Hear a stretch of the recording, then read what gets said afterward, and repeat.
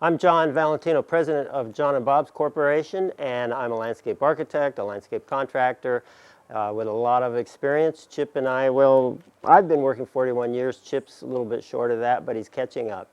And we're here for a Chip chat with Chip Valentino. And our topic today is an interesting one that we get a lot of questions about, and that is how do you deal with growing a healthy, vibrant lawn in clay soil? Welcome to our YouTube channel. Chip and I plan to be doing a lot more videos for you. If you like them, please click on like and click on subscribe and click on the bell so that you'll be notified every Sunday when we post our new videos.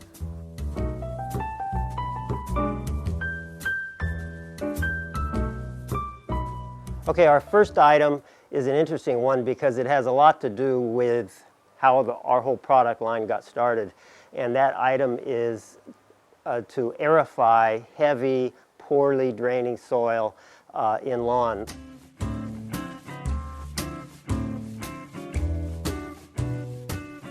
On most yards, there's spots where, especially if they have heavy soil, where it just doesn't drain well and you end up with a muddy mess and the dog walks through it and then it's tracked into your house. So what we're going to show you is how to deal with that heavy, poorly drained area so that it becomes more porous and water goes through it and you don't collect water in that spot. These three dry products, Nourish, Biosol, Maximize, and Optimize, are all working together to kind of have these underground tillers that are changing everything about the soil beneath our feet here and making it more permeable. And we have this wet spot in this yard where the paving meets the lawn and it's heavy soil, it's got a lot of clay in it, and this always stays wet. It stays so wet that whether it's during the winter when it rains or when you're irrigating, it's always wetter than the rest of it, so much so that the lawn doesn't do well. And so we're going to try to get this to be much more permeable. Also, we're going to try to improve all the heavy clay soil around it so that we don't get as much runoff. So the second part of the first item is to apply penetrate on top of the three dry products, so on top of the blend. And I like to, in this type of application, I like to put it on last. Since there's beneficial bacteria that we want to encourage, we don't want to disturb the bacteria after we plant it.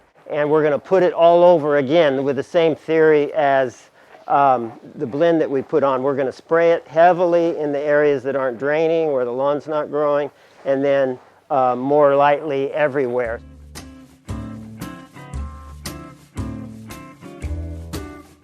Okay, our second item now transfers over from an existing lawn with a problem to a new lawn. Our video that we did recently regarding clay soil and vegetables showed how we pre-softened the soil with penetrate and used the penetrate mainly in the beginning for that purpose, for softening the soil so we could work in it. In this new lawn, we're not going to spray it with penetrate to start with, but we still need to address that initial compaction and with some kind of working it up somehow. So you either dig it up, you till it, or I'm going to use what I think is a brilliant tool in the landscape industry. We call it a sharpshooter.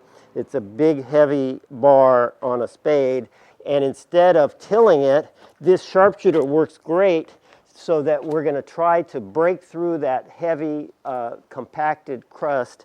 We got it moist, and then we're going around with the sharpshooter, and this tool can get me about 4 to 5 inch penetration.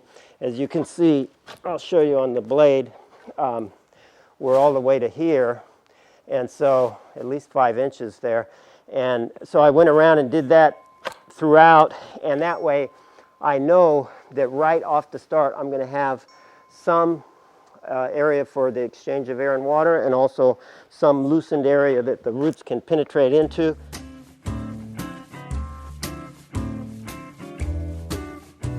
So in my new lawn area, before I grade it, I'm going to do a really healthy application of Nourish, Biosol, Optimize, and Maximize.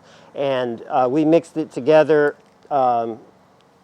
we mix those three products together, and we call that blend. So I have blend all in a bucket here, and I'm going to put it on at about 20 pounds per 1,000 square feet, right over the top of this soil that I've broken up and pierced through to allow a good exchange of air and water.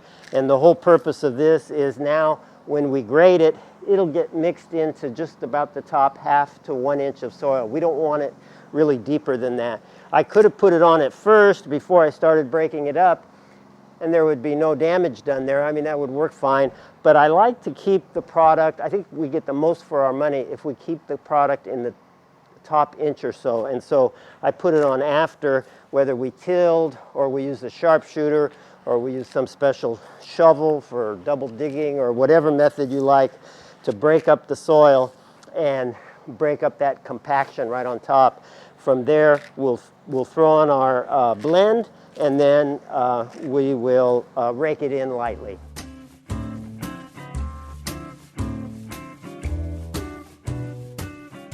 Whether you're doing sod or seed, you do a similar order, except with seed, I would prefer to spray all of the penetrate liquid biotiller right over the top of the seed. In this case, I'm going to show you how to lay sod and then spray, and then put some penetrate down, and then put penetrate over the top of the sod also. In the case of seed, you would just spray all the penetrate over the top of the seed as the final step, because penetrate really helps with germination of seed.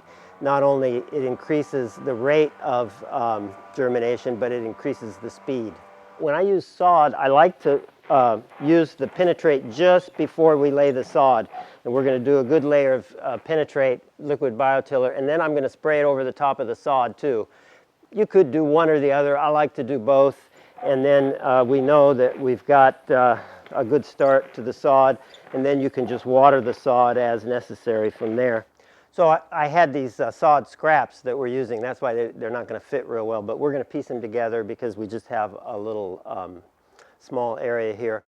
Put the sod down and butt it up very carefully so that the joints are tight and air-free. So after we lay the sod, then we do one more nice application of penetrate before we start watering.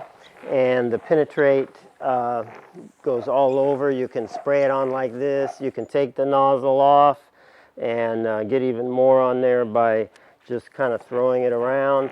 The more the better.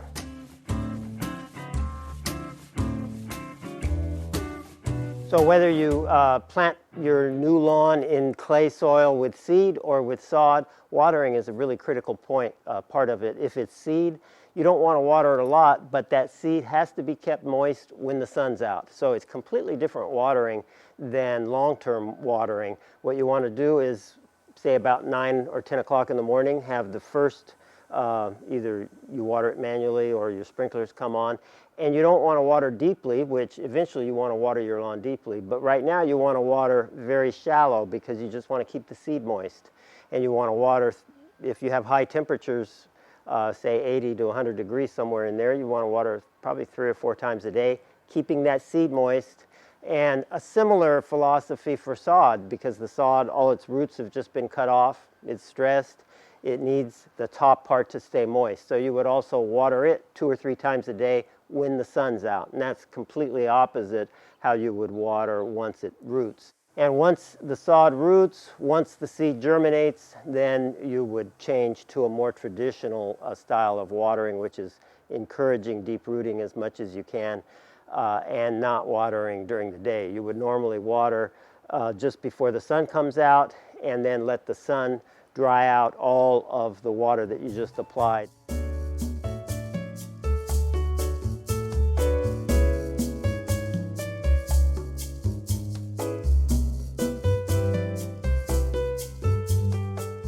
Hey there, friends. Thanks for watching our video. Don't forget to like, subscribe, and click on the bell. If you enjoyed this video, have any questions, or just want to say hi, let us know in the comments below. Want to learn more about our products? Then head over to our website, www.johnandbobs.com.